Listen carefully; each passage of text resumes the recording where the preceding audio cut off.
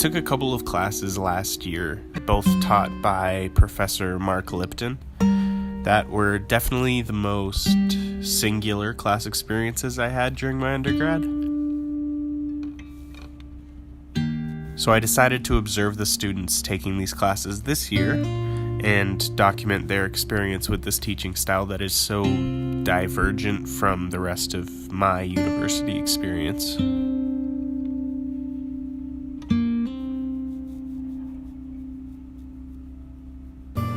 Mark's teaching style is definitely unique. Unique. Yeah, but I haven't really ever had a teacher like Mark before. I am very much, give me rules, I will follow them. He really taught us about time management by not giving us due dates and not giving us specific, there's no marks. We don't really have any marks right now. It's kind of just do your stuff and hand it in, and then I'm going to give you a mark at the end of what you deserve. I tend to procrastinate, which is not always the best thing, but I do work well under pressure. And because our due dates are kind of loose, I can kind of build that pressure up whenever I want to. So I can set my own kind of schedule, which is very freeing, especially when you have a lot of other work-heavy classes.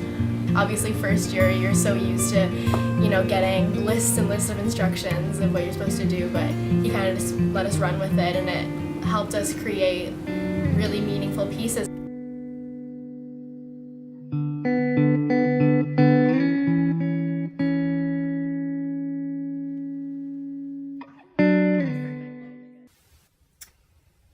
What does privacy mean to me? Well, it means that I don't have to share anything I don't want to with anyone. It means that I can keep my life as private as I want. fine. I met a lot of people in this class too, and his open concept with, his teaching style is a big part of that, I think. I meet more people in his class than any other classes, I think. It's really, really helped me with my personal interactions with people because I'm not used to making friends in class, and you kind of just go to class, you sit down, you write your notes, and you leave. But with here, he really, really emphasized make connections with people, because that's what your life is going to be based on, making connections with people. Put your hands on the table. I'm going to read something really simple, and your job is to keep eye contact with the person across from you. Are you ready?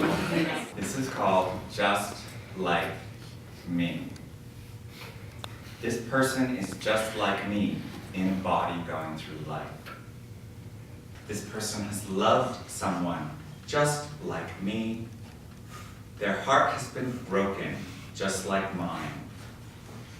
This person wishes to be safe and healthy and loved just like me. I wish you strength and support in your life so that you can do the things that are right for you to do.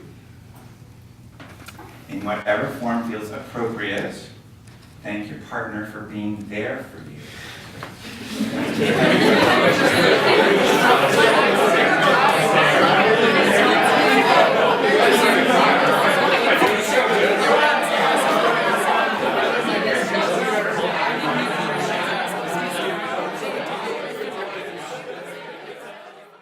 I told you this would be the hardest thing that you've done. Was it?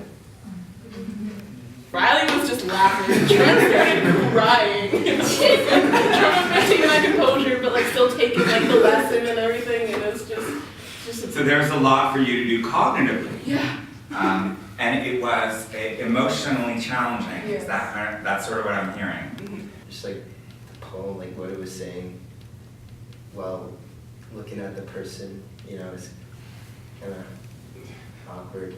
Awkward. Discomfort. Yeah. I found that my brain kept being like, you're gonna freak her out, you should look away right now, or she'll think you're crazy, right?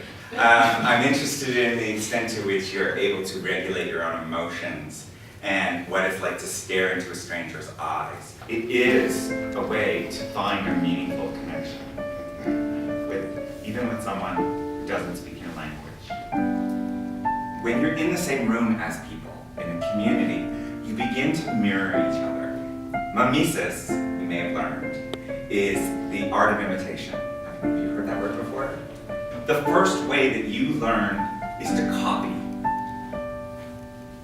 And how do you know what to copy? You copy what is in front of you. Are you here right now? Are you aware? I am aware that I'm here. What's the difference between being conscious and being aware? That's a tough question. Yes, it is. The distinction between reacting and responding, I think, is what makes you an intellectual person. Your reactions are the sum of how you were raised. Your responses are the meanings that you make from those reactions. And I'm trying to point out to you that meaning is actually a rich and complicated system that isn't just based on what you felt emotionally.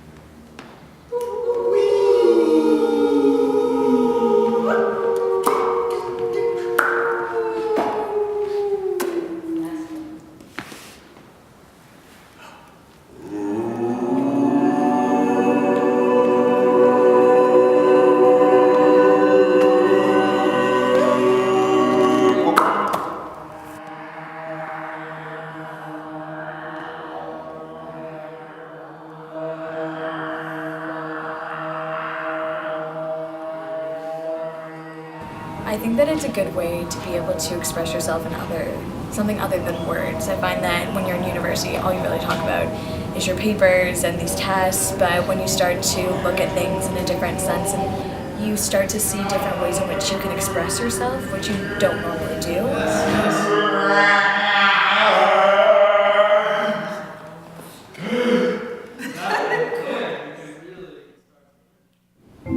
In teaching us a curriculum or a set guidelines, he's trying to make sure we're the best we can be as students as well, like health-wise, mindset-wise. So I think that with him, it's not always just talking about media, but it's just about making sure that we're well prepared for life itself.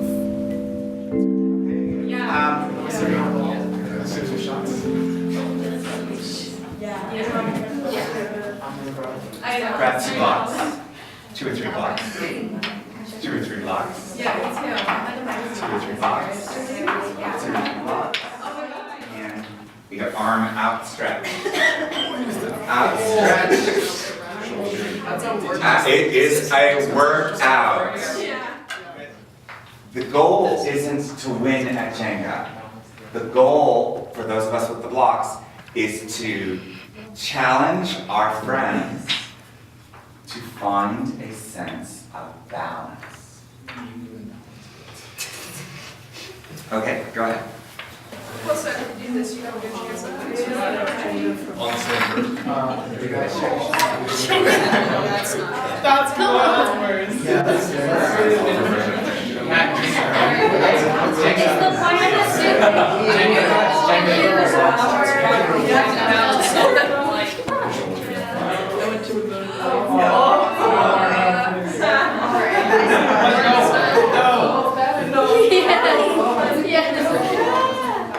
Okay, now I'm going to guide everyone. Focus on your breath, just your breath. Watch where your breath is. Where is your mind? Where are your eyes?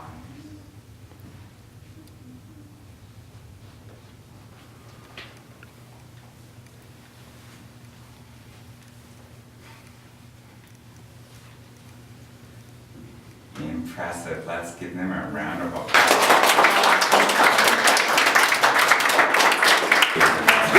Great Rachel, what did you experience in that balancing? What do I call this? Block balancing Jenga. I just had to like keep my arm very still and just stare at it. Like I didn't look at anything else, and I was just focusing on not shaking or moving, even though my arm was getting tired. That's what you did, and you started to describe some of what you experienced. Yeah. What do you feel? Focused. Focused? Calm. Calm. Accomplished. Accomplished? I don't know. All right, interoception. The extent to which you understand what's going on beneath your skin. The greater your interoception, the easier it is to deal with things like stress, pain, anxiety. Because you understand how the body's working. You certainly, like, I just want to take the idea of agency and put it in your bodies. That's what I've been trying to do with this crazy activity, which was more than a warm-up. You can control how you feel. You can take the feelings in your body that you think are like uncontrollable and reclaim them. You're stressed out, you're anxious, you're worried. Those are natural ways. The natural responses, you have to be able to feel them and name them. Most of us, if we feel stressed, we can't tell you what's going on inside. If something really upsets us, it's really easy to say, this thing over here upset me, but it's very difficult to say what it means to feel upset. But you can do it.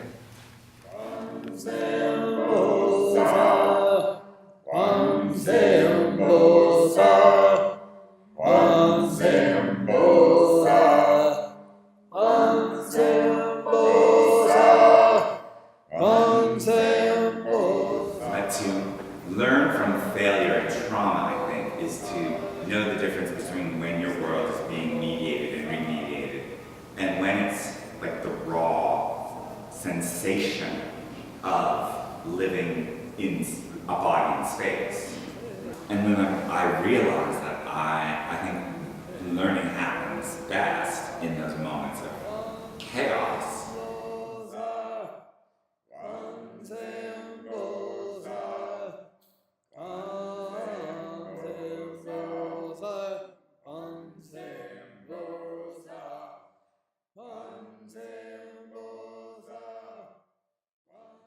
I think Mark shared a quote with us one day that was something along the lines of, I will tell you exactly how to ace this exam, but you have to like figure out what I'm like saying to you. So like kind of he's giving us all this information, but it's up to us to interpret it, which is a very valuable skill. It's very much like kind of giving us skills almost. I am asking you to circle not random words, but look through the random pages that you have in front of you and circle words to form your poem. Theoretical exhibit.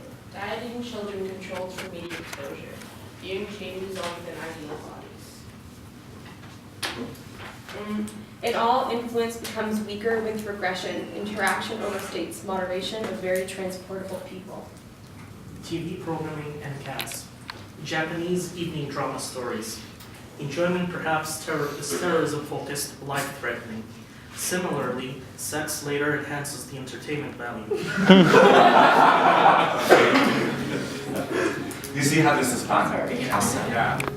It's very unique to take random words and make you meaning for yourself with them. Just take them randomly and turn them into something.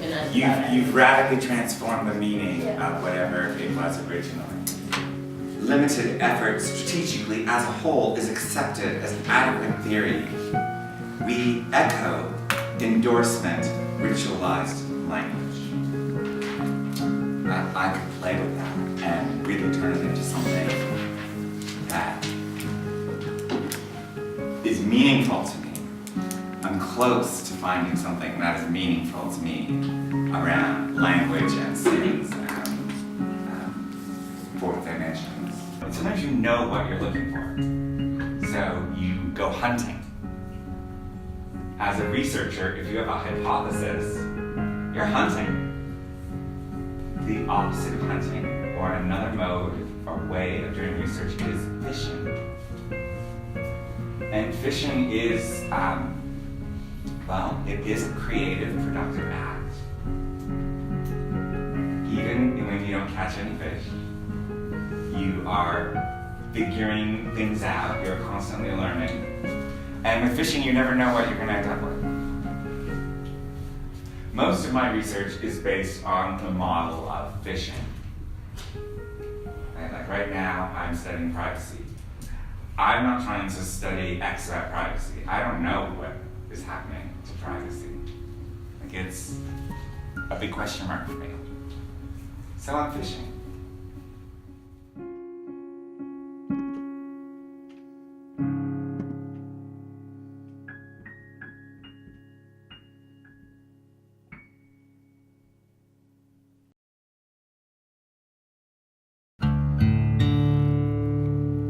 I think that what you get out of this class is what you put into it. He really just changes the way you look at school. And he makes sure that you have those connections and that you think about things more in depthly than normally, because a lot of people just aimlessly walk through life and don't really question what you're doing or why you're doing it or how it affects other people. And I think that through all of these exercises we're able to really understand and try to think more critically about how it affects us. And that's something he really likes to hammer home too, is that just because like you have like this has the power to do everything, so like use your technology for more than Instagram, pretty much. You cramming knowledge into your brain isn't the way that you're going to learn and experience life. It's about asking questions, understanding, questioning the way people are teaching, and feeling as comfortable as possible in a situation and in an environment, and just allowing everyone to be so perfectly themselves, and it's absolutely amazing. I still think that the games that we played at the beginning, and games isn't the right word, I call them warm-ups, but they are games. The games that we play together help us connect. That was said before. The games that we play help us mirror each other's neurons, and so we enter space in a similar state of mind, even though we've all had other things going on, so that we are able to create a kind of community out of randomness.